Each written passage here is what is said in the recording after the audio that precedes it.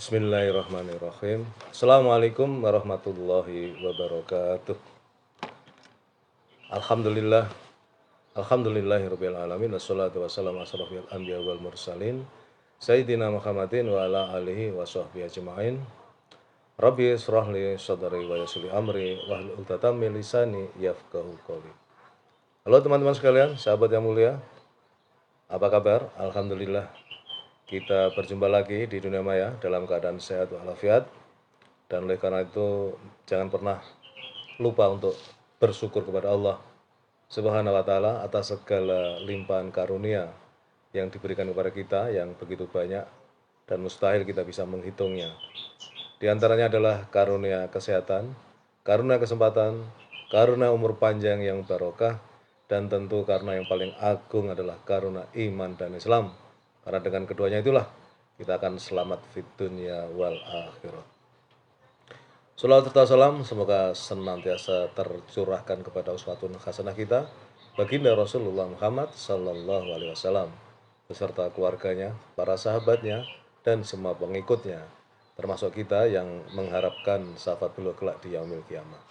Teman-teman sekalian, alhamdulillah pagi ini saya akan melanjutkan pembacaan buku Sirah Nabawiyah, buku tentang kisah kehidupan, perjalanan kehidupan baginda Rasulullah Muhammad SAW, yang kemarin kebetulan ada insiden. Jadi HP saya ini tiba-tiba mati, padahal saya siaran langsung belum selesai, ya. Dan saya pikir tidak terekam di akun saya, ternyata tetap terekam, ya, walaupun tidak tuntas. Nah, saya akan melanjutkan pada materi yang kemarin terputus itu, ya. Ini ketika Rasulullah, ya, pasca perang Uhud itu kemudian ingin mengatur strategi siasat agar pasukan musyrik Mekah yang dalam perjalanan kembali ke Mekah, ya, itu tidak punya pikiran untuk menyerang kembali Madinah. Jadi lebih baik diserang dulu. Nah, ini kemarin pimpinan pasukan kafir Mekah itu Abu Sufyan itu menyampaikan, ya, sampaikanlah pada Muhammad bahwa kami telah bersepakat untuk kembali guna menghabisinya dan menghabisi para sahabatnya. Pernyataan ini terkait laporan intelijen lah, ya, bahwa Rasulullah akan mengejar mereka yang dalam perjalanan kembali ke Mekah, ya. Jadi Abu Sufyan mendengar laporan itu, kemudian dia menyampaikan, katakan kepada Muhammad bahwa mereka maksudnya akan kembali ke Madinah untuk menghabisi pasukan Islam. Nah, setelah itu rombongan melewati Rasulullah SAW dan para sahabatnya ketika mereka di Hamra al-Asad, lalu menyampaikan kepada mereka apa yang dikatakan oleh Abu Sufyan seraya berkata, sesungguhnya kaum musyrikin telah mengumpulkan kekuatan untuk menyerang kalian, maka takutlah kalian kepada mereka. Tetapi perkataan mereka itu malah menambah keimanan orang-orang Islam. Mereka berkata, cukuplah Allah menjadi penolong kami, dan Allah adalah sebaik-baik pelindung. Maka mereka kembali dengan nikmat dan karunia yang besar dari Allah.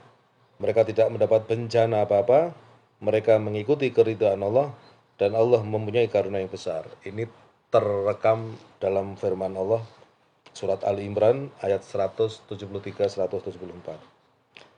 Rasulullah SAW tinggal di Hamra al-Asad setelah kedatangan beliau pada hari Ahad selama 3 hari, Senin, Selasa, dan Rabu, yaitu tanggal 9, 10, 11 Syawal 3 Hijriah. Kemudian pulang ke Madinah. Sebelum pulang ke Madinah, Rasulullah SAW membunuh Abu Izzah al-Jumahi. Dialah salah satu tawanan perang Badar yang dibebaskan oleh Rasulullah SAW karena kefakiran, dan banyaknya anak perempuan, dengan syarat ia tidak membantu seorang pun untuk memusuhi beliau, tetapi ia berbohong dan mengingkari janji. Ia memprovokasi orang-orang musyrik dengan syairnya untuk melawan Nabi Sallallahu Alaihi Wasallam dan para sahabatnya, sebagaimana telah kami penulis kemukakan di atas. Dan ia turut memerangi mereka di Uhud. Ketika ia akan dieksekusi oleh Rasulullah SAW, ia berkata, wahai Muhammad, bebaskan dan kasihanilah aku, lepaskan aku agar dapat mengurus anak-anak perempuanku. Aku berjanji kepadamu tidak akan kembali melakukan seperti apa yang telah aku lakukan. Nabi SAW menjawab, janganlah engkau mengusap kedua pelipismu di Mekah setelah ini, sambil mengatakan, aku telah menipu Muhammad 2 kali. Seorang mukmin tidak terkena gigitan berbisa dari sebuah lubang yang sama 2 kali. Kemudian beliau memerintahkan Az-Zubair atau Asyim bin Sabit untuk membunuhnya. Maka ia pun menebas lehernya. Beliau juga menghukum mati salah seorang mata-mata Mekah. Ia adalah Muawiyah bin Al-Mughirah bin Abu Al-As, kakek Abdul Malik bin Marwan dari pihak ibunya. Ceritanya adalah ketika pasukan musyrikin pulang dari perang Uhud, Muawiyah datang menemui sepupunya, Utsman bin Affan radhiyallahu an. Utsman memintakan jaminan perlindungan untuknya kepada Rasulullah SAW. Maka beliau pun memberinya jaminan keamanan dengan catatan, jika setelah 3 hari ia masih didapati di Madinah, beliau akan membunuhnya. Maka ketika Madinah telah kosong dan dari pasukan Islam, ia tinggal di sana lebih dari 3 hari, memata-matai untuk kepentingan orang-orang Quraisy. Tatkala pasukan Islam telah pulang, Muawiyah pergi melarikan diri. Maka Rasulullah SAW memerintahkan Zaid bin Haritsah dan Ammar bin Yasir. Maka mereka berdua mengejarnya hingga berhasil membunuhnya.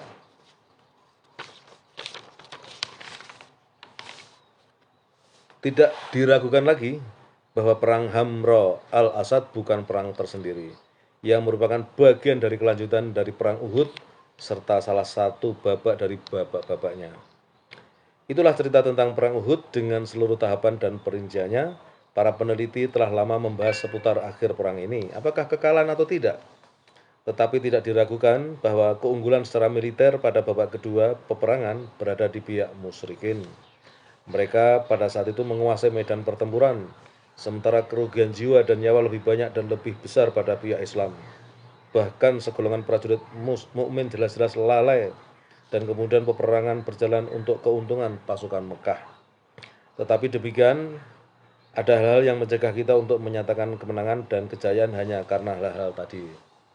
Tidak diragukan pula bahwa pasukan Mekah tidak mampu menguasai perkemahan kaum muslimin, dan sebagian besar pasukan Madinah tidak menyelamatkan diri dengan cara melarikan diri meskipun terjadi ketakutan yang luar biasa dan kekacauan yang merata.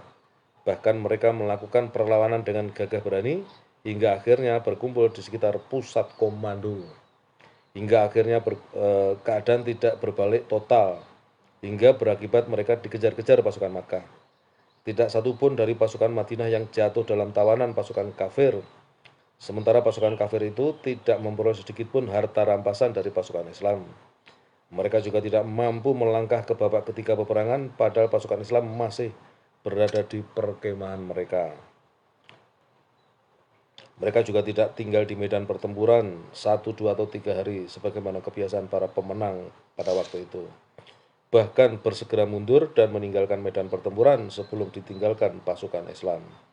Mereka pun tidak berani masuk Madinah untuk menawan perempuan dan merampok harta benda. Padahal Madinah hanya berjarak beberapa langkah saja, tanpa penjagaan dan benar-benar kosong. Semua itu meyakinkan kita bahwa apa yang terjadi pada orang-orang Quraisy tidak lain hanyalah mereka memperoleh kesempatan. Dalam kesempatan itu mereka berhasil menimpakan kerugian yang sangat banyak pada pasukan Islam, tetapi gagal dalam merealisasikan tujuan utama mereka, yaitu pembantaian pasukan Islam setelah taktik pengepungan. Seringkali para pemenang menghadapi kerugian-kerugian seperti yang menimpa pasukan Islam, sehingga jika ada yang diraih pasukan Quraisy itu dikatakan sebagai kemenangan dan penaklukan, maka tidak benar-benar sama sekali dan tertolak. Bahkan ketergesa-gesaan Abu Sufyan menarik diri dan mundur meyakinkan kita bahwa ia mengkhawatirkan pasukannya akan kena aib dan kekalahan jika seandainya babak ketiga peperangan digelar.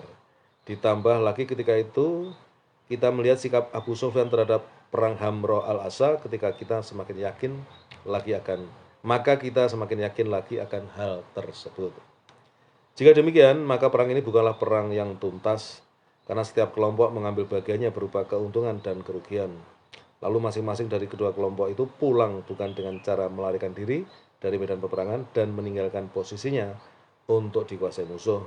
Dan inilah yang dimaksud perang yang tidak tuntas. Mengenai makna ini firman Allah mengisyaratkan, janganlah kalian berhati lemah dalam mengejar mereka, musuh kalian.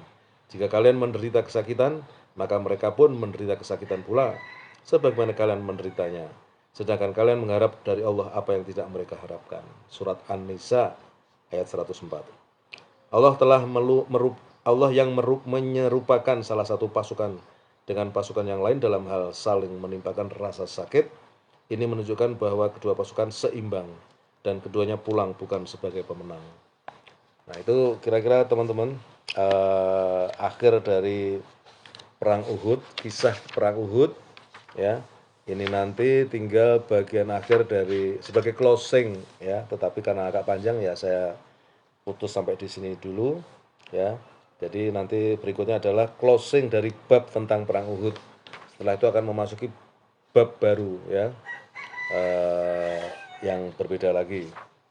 Demikian teman-teman yang bisa saya sampaikan, mudah-mudahan bermanfaat. Kita makin mengerti tentang perjuangan baginda Rasulullah di dalam perjuangan untuk menegakkan syiar Islam. Terima kasih, mohon maaf atas segala kekurangan. Assalamualaikum warahmatullahi wabarakatuh.